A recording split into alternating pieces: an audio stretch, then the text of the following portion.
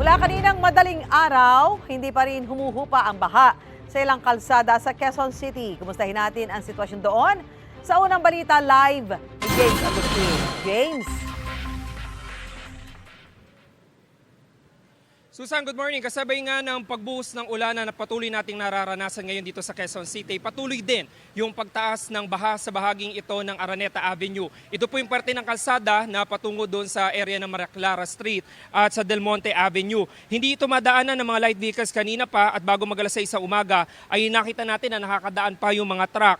Pero wala na tayo nakikita ngayon na sumubok. Simula kaninang alas 6 ang umaga at malalaking truck lamang yung nakalusot. Maraming motorista bumubelta na lang. Dito sa bungad ay apot bewang po yung taas ng tubig doon sa bandang gitna. Ilang pastao na raw ang baha. Kasabay din ng pagtaas ng tubig, yung samot-saring basura na nakita natin naglutangan dito sa gitna ng kalsada tulad na lamang ng plastic, styro at mayroon din ako dito nakikita ng mga kahoy. Maging yung rampa na paakyat ng Skyway Susan ay merong tubig, baha at yung ilang mga motorista kanina ay sinubukan nila na makaakyat dito sa Skyway. At bukod naman po dito sa kinatatayuan natin na bahagi ng Araneta Avenue doon sa kabilang part na patungo naman sa area ng E. Rodriguez Avenue at Caliraya Road ay hindi rin passable sa light vehicles dahil sa taas ng tubig.